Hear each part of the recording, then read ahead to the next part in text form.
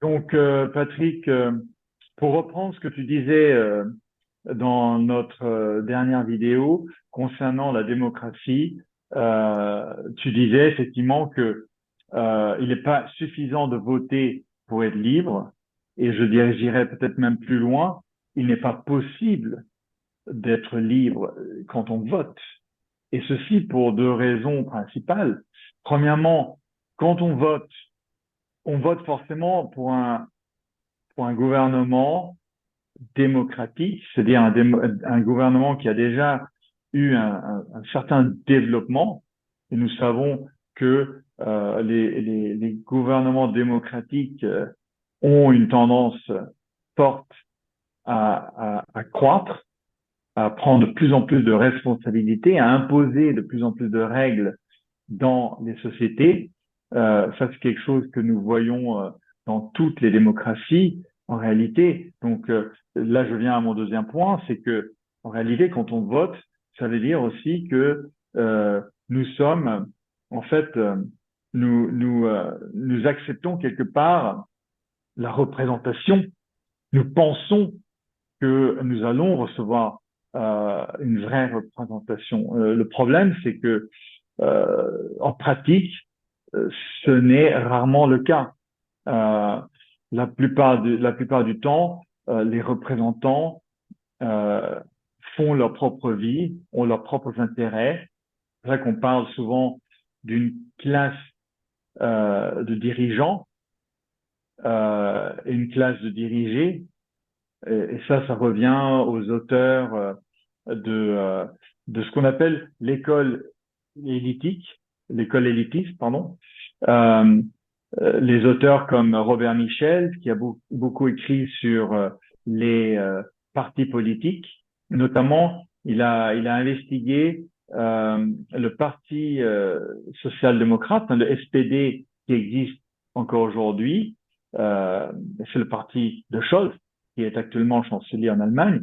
Mais il faut savoir que ce parti a une longue tradition. Ce parti avait jusqu'à 3 millions d'adhérents à la fin à la fin du 19e siècle, lorsque Robert Michel a écrit son livre. Son livre est apparu, je pense, en 1911 et fait une description de la manière dont, dans une organisation, euh, même si cette organisation a une vocation démocratique, comme le Parti démocratique en Allemagne, même si dans la charte de cette organisation, il est indiqué que nous allons procéder par voie démocratique pour prendre toutes les décisions en commun, etc. Ce qu'il a noté, c'est que même dans une telle organisation, nous allons toujours vers un petit groupe qui commence à décider, à prendre les décisions pour les autres, pour toute une série de raisons aussi psychologiques. Hein.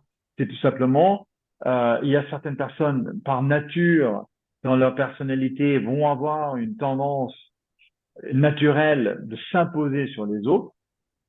Et nous allons retrouver typiquement la personnalité du politique.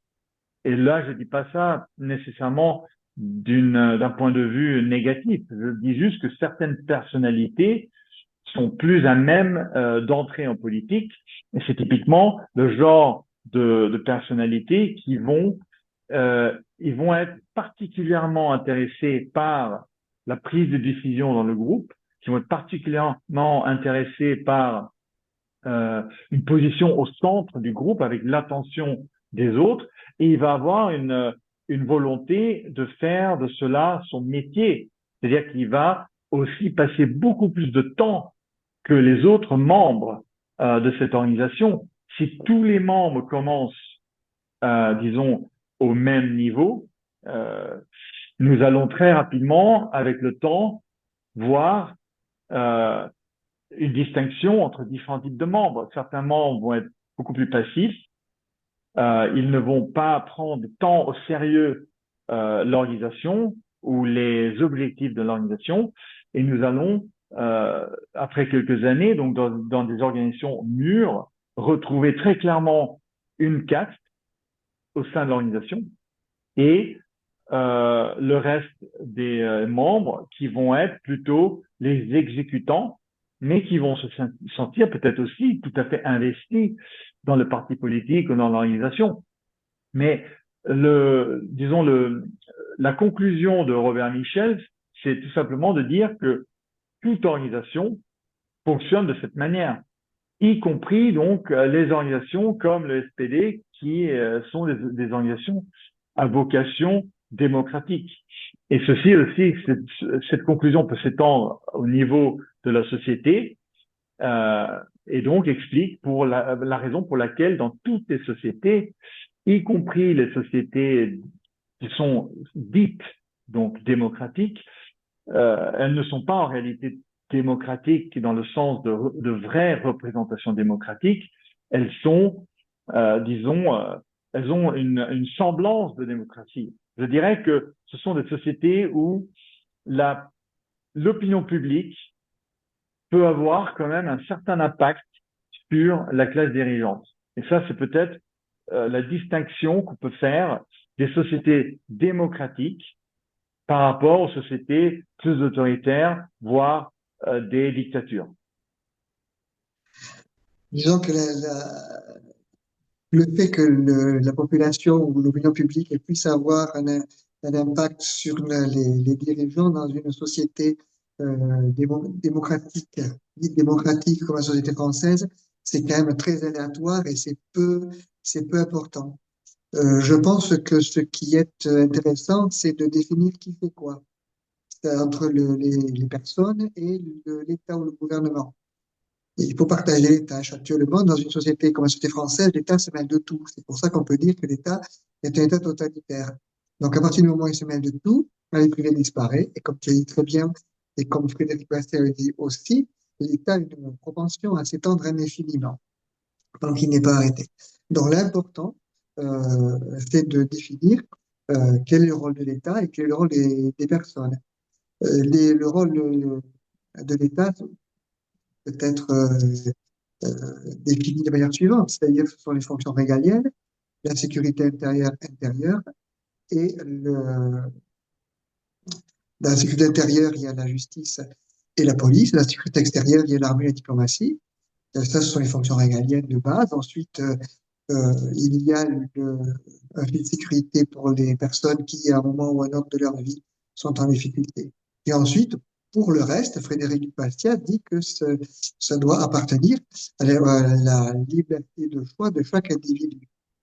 Donc, l'État, en gros, laisse la liberté économique, en sachant que la liberté économique, c'est la liberté des échanges au sens large, pas forcément elle est au sens économique comme on entend aujourd'hui.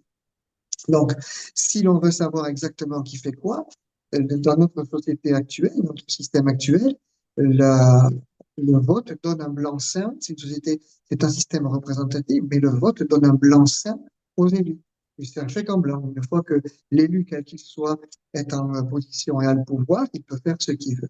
Et comme les gouvernants ou les politiciens ont très peur du peuple, ils ne demandent jamais l'avis du peuple. Ils peuvent demander des sondages, mais les sondages, on leur fait dire beaucoup de choses. Tandis que s'il y avait vraiment les politiciens s'intéressaient vraiment au peuple, plutôt que de dire les Français ont dit que les Français veulent que les Français, avec une interprétation totalement subjective qui va dans leur sens. Ça se voit de manière très, très caricaturale depuis les trois dernières élections que nous avons eues. Mais faut demander vraiment l'avis aux Français, c'est-à-dire que le pouvoir politique décisionnel doit rester aux gens. Ça s'appelle le référendum d'initiative populaire et la proportionnelle intégrale, parce que le référendum d'initiative populaire, moi, il y a un pays que j'aime bien de ce côté-là, c'est la Suisse, parce qu'il y a 4 votations par an, et en gros, dans chaque votation, il y a 10 questions, si ma mémoire est bonne.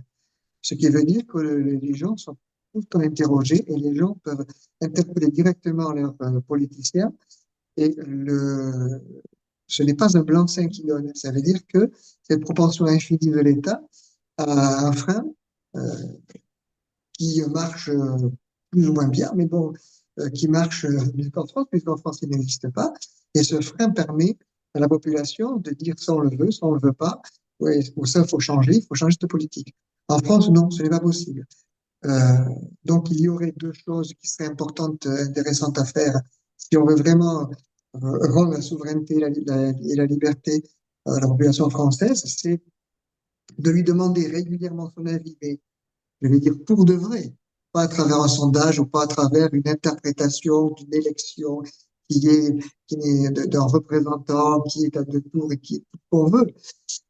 Demander vraiment son avis et ensuite lui laisser la liberté de choisir sa vie et de choisir comme il entend l'éducation de ses enfants, les soins dont il peut disposer, de la liberté économique, c'est-à-dire la liberté des échanges, les entreprises qu'il peut faire, la vie qu'il veut mener.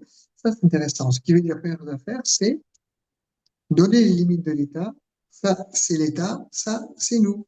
Et nous, les citoyens, nous allons nous battre et travailler pour que cela marche ainsi et que l'État, des gens qui ont été élus, alors en plus, ce sont des gens qui très souvent en France n'ont jamais travaillé de leur vie, ce sont des gens qui vont dire à la population qu'est-ce qu'elle doit faire, à un médecin ce qu'il doit faire, à un pêcheur ce qu'il doit faire, à un agriculteur ce qu'il doit faire, à un entrepreneur ce qu'il doit faire. Ils n'ont jamais bossé de leur vie. Donc, c'est quand même paradoxal et ce n'est pas très sain pour la société dans laquelle nous vivons. Donc, je pense que si on veut vraiment aller au fond des choses en ce qui concerne la liberté et la souveraineté, il faut aller dans ce sens-là. Qui fait quoi? Liberté économique pour les gens, modifier le système de façon à ce que on sache vraiment ce que les gens veulent et surtout que les politiciens acceptent les décisions de la population et n'aient pas peur de solliciter la population, même s'ils sont contredits. Actuellement, les politiciens se comportent comme s'ils étaient une élite qui détient la vérité, alors que chaque élite détient sa vérité. Quand on interroge et quand on regarde le programme des partis, les vérités sont différentes. Mais qui demande la vie aux gens? Qui demande la vie aux gens? Et puis à ce moment-là, on verra bien quelle tournure les Français donneront à la politique. Il faut faire confiance aux gens. Et de toute façon, vu la situation dans laquelle on est, je ne vois pas très bien comment, si on veut s'en sortir de manière pacifique, on pourrait faire autrement que de demander très régulièrement la vie aux gens, parce que les réformes dont on va avoir besoin, sont des réformes importantes et il faut qu'il y ait une adhésion de la population. Merci pour ça.